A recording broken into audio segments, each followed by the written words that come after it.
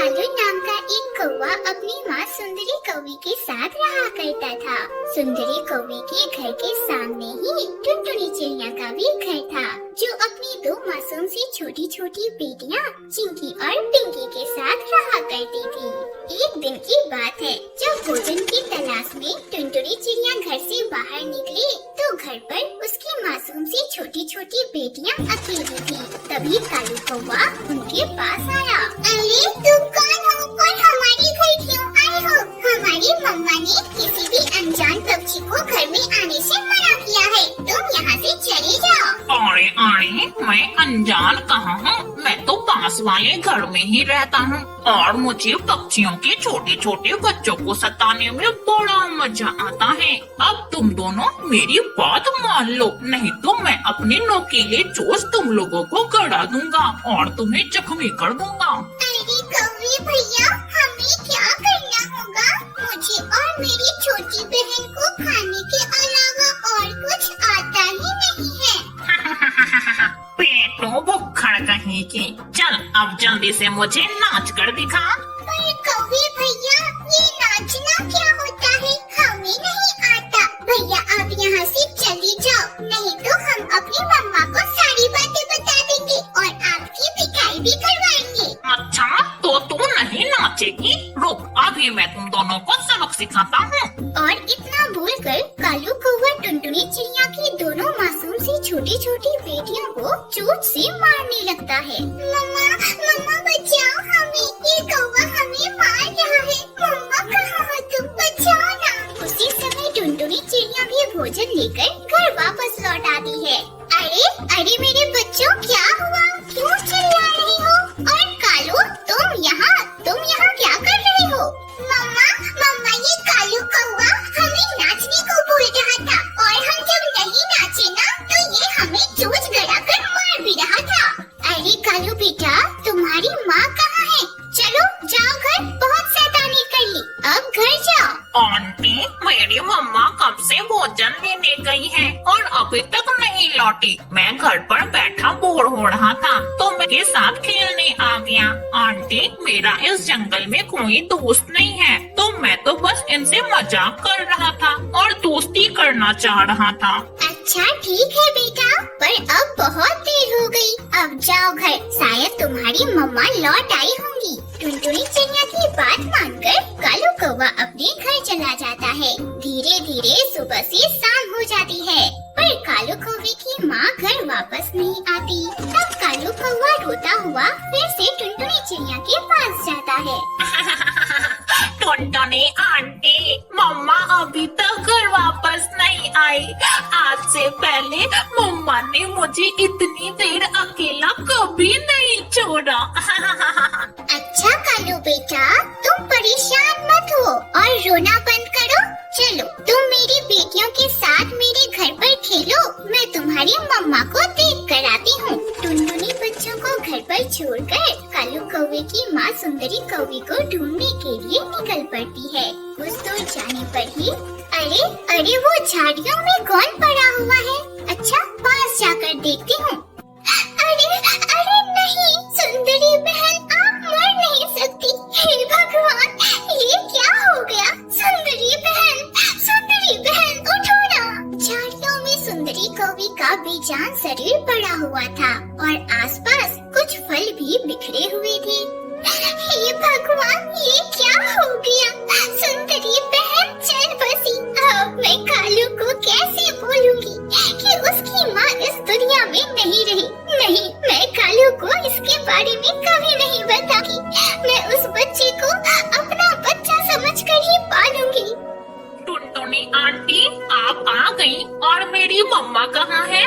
मम्मा आप कहाँ हो? मम्मा कहाँ हो? कालू बेटा, आपकी मम्मा बहुत दूर गई है कहीं भोजन लाने के लिए।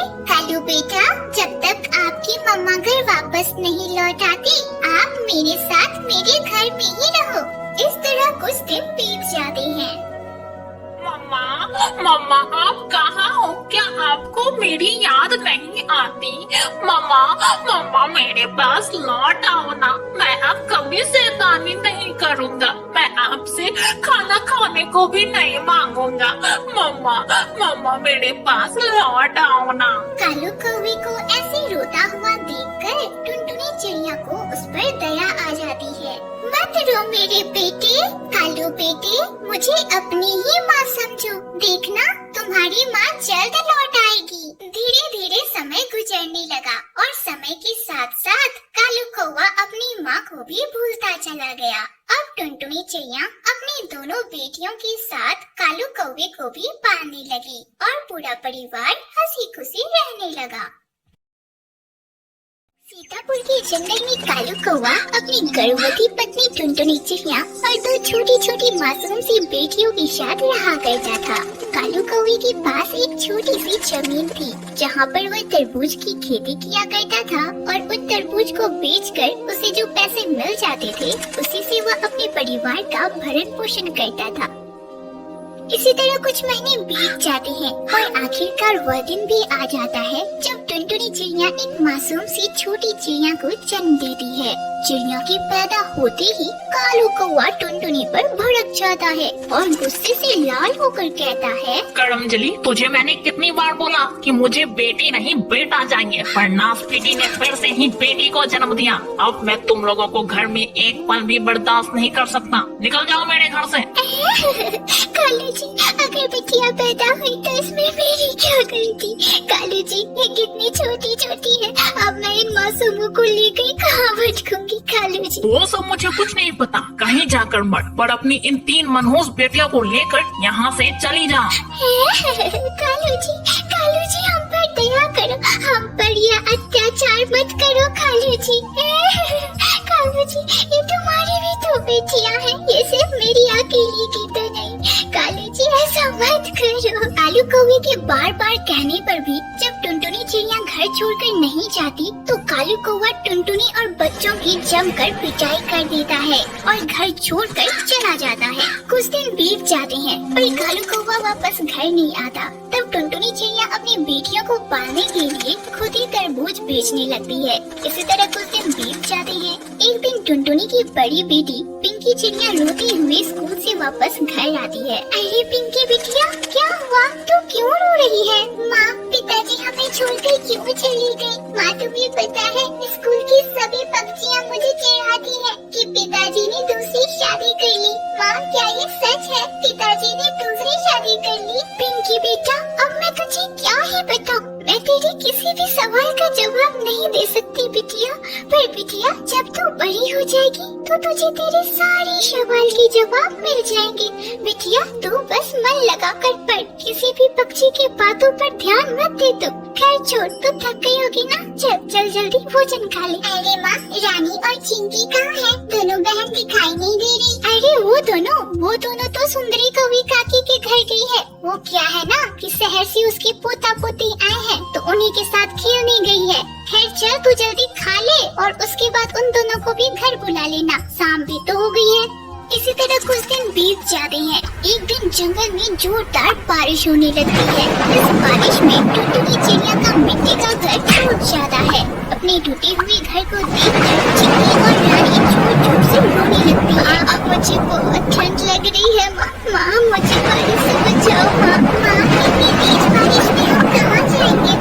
अरे बच्चों, तुम लोग घबराओ नहीं, मैं तुम सभी को अपने साथ सुंदरी कौवी के घर लेकर चलती हूँ। आज रात हम वहीं रह लेंगे और अगली सुबह एक नए घर की तलाश करेंगे। टुनटुनी चिड़िया अपनी तीनों बेटियों को लेकर सुंदरी कौवी के घर पहुँचती है। सुंदरी काकी, ओ सुंदरी काकी, दरवाजा खोलो, देखो ना कितनी तेज बारिश हो रही है और इस बारिश में मेरा कच्चा मकान बह गया। मेरी तीनों बेटियाँ ठंड से कांप रही है। काकी दरवाजा खोलो ना। अरे टुनटुनी, तुझे तो पता है ना, मेरे घर मेरे बेटे बहू पोता पोती सभी आए हुए हैं। मेरे घर में तुम सभी के रहने के लिए जगह नहीं है। माँ, मैं तुम सबको नहीं रख सकती अपने घर में। तो बारिश में भीगती हुई टुनटुनी चिड़िया अपनी तीनों बेटियों को लेकर हरी तोती के घर जाती है। हरी तोती बहन, ओ हरी तोती बहन, जल्दी से दरवाजा खोलो ना बहन, देखो ना कितनी तेज बारिश हो रही है और इस बारिश में मेरा मकान भी टूट गया है बहन। बारिश की वजह से मेरी तीनों बेटियां ठंड से कांप रही है बहन।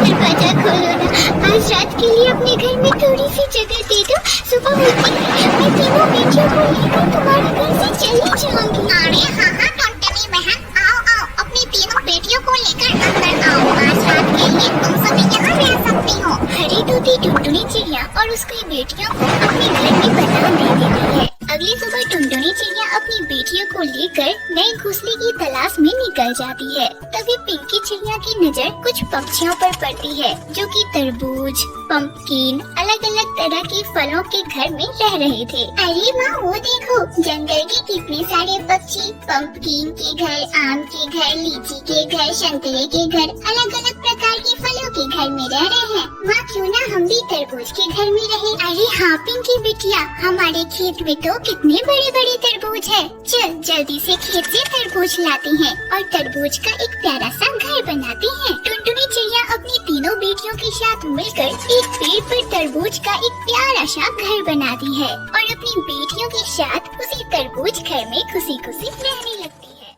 एक जंगल में टूनी चिड़िया अपने पति पिंटू कबूतर के साथ एक छोटे से घोंसले में रहा करती थी। कुछ दिनों बाद ही टोनी ने अपने घोंसले में 2 अंडे दिए और कालांतर में उन 2 अंडों से 2 छोटे छोटे बच्चे निकले, जिन्हें देखकर उन दोनों की खुशी का ठिकाना न रहा। टोनी अपने बच्चों से बहुत प्यार किया करती थी। कुछ दिनों बाद जब टोनी चिड़िया भोजन की तलाश में घर से बाहर निकली तो वह उड़ते उड़ते न जाने कब नदी को पार कर गई, उसे कुछ पता ही नहीं चला। वह जब घर लौट रही होती है कि तभी अचानक से तेज बारिश और तूफान शुरू हो जाती है, जिसकी वजह से उसके दोनों पंख गीले हो जाते हैं और वह धीरे धीरे नदी की ओर गिरने लग जाती है। हे भगवान, अब मैं क्या करूं? उधर मेरे बच्चे भूखे हैं और मैं यहाँ जिंदगी और मौत के बीच लड़ रही हूँ। भगवान मेरी मदद करे। बेचारी टोनी उड़ने के लिए बार बार अपने पंखों को ऊपर झटकती, पर उसके गीले पंख बार बार उसे नीचे पटक देते। उसकी मदद करने वाला वहाँ कोई नहीं था। इधर पिंटू और दोनों बच्चे अपनी माँ के इस संघर्ष को देख रहे थे, पर वे सभी लाचार थे। पिंटू कबूतर ने एक बार हिम्मत दी थी, वह उड़ा, पर आधे रास्ते में ही उसके पंख जवाब दे गए। वह तुरंत लौट आया। कबूतर और छोटे छोटे बच्चों की आंखों के सामने ही टोनी अपनी संघर्ष की लड़ाई हार गई। वह मौत को प्राप्त हो गई और नदी के बहाव में आगे बहती चली गई। देर बाद बारिश तो थम गई, लेकिन पिंटू कबूतर और उसके दोनों बच्चे टोनी चिड़िया की जुदाई के गम की सागर में डूब गए। बाबा, माँ को लेके आओ। मैंने देखा माँ तैर नहीं पा रही थी। बाबा उन्हें लेके आओ। बाबा लेके आओ ना उन्हें। हाँ बाबा, माँ को लेके आइए। हम उनके बिना नहीं रहेंगे बाबा, हम उनके बिना नहीं रहेंगे। कबूतर उड़ा। उसने चारों तरफ टोनी की तलाश की, पर टोनी कहीं भी उसे दिखाई ना दी। वह निराश होकर वापस आ गया। बच्चों, ये लो खाना खा लो। तुम लोगों ने सुबह से कुछ नहीं खाया है, खा लो बच्चों। दुखी मन से दोनों बच्चों ने खाना खाया और रोते बिलखते कुछ देर बाद सो गए। कुछ दिनों तक पिंटू कबूतर भी टोनी चिड़िया की याद में रोता रहा, पर किसी तरह उसने खुद को संभाल लिया। एक बार पिंटू कबूतर एक काली कौवी के साथ घर आया, जिसका नाम सुंदरी था। देखो बच्चों, मैं अपने साथ किसे लाया हूँ। ये तुम्हारी नई माँ है, इनका नाम है सुंदरी। अभी तुम दोनों बहुत छोटे हो ना, ये तुम्हारा ध्यान रखेंगी और तुमसे बहुत प्यार भी करेंगी बच्चों। बाबा बाबा, क्या ये हमारा पूरा ध्यान रखेंगी? हमें मारेंगी तो नहीं ना बाबा? अरे नहीं नहीं बच्चों, मैं तुम दोनों को माँ का प्यार दूंगी और तुम दोनों का पूरा ध्यान रखूंगी। हाँ। 2 दिन तो सुंदरी ने बच्चों से बहुत प्यार किया, पर अगले ही दिन वह अपना असली चेहरा दिखाने लग गई। हाँ जी, सुनते हो, ये दोनों बहुत ही शरारती बच्चे हैं। रात में घोंसले में मुझे अच्छे से सोने भी नहीं देते और जी दिन में भी शोर मचाकर बहुत परेशान करते। मेरी एक भी बात नहीं सुनते। अरे बच्चों, मैं ये क्या सुन रहा हूँ? तुम दोनों अपनी माँ को बहुत परेशान कर रहे हो। अगली बार से अगर ये नालायकी की तो मैं तुम दोनों को बहुत बड़ी सजा दूंगा। दोनों को यहाँ से भगा दूंगा। पिंटू कबूतर के जाने के बाद सुंदरी कौवी दोनों बच्चों को चोट से मारने लग गई। अरे नालायकों, कुछ तो काम करो। मैं क्या तेरे बाप का नौकर हूँ जो सारा काम करो? घोंसला भी देखूं और अनाज भी लाऊं? जाकर अनाज लाओ, नहीं तो आज तुम दोनों को कुछ भी खाने को नहीं दूंगी। हाँ। माँ, अभी हम कहाँ जाए? हम तो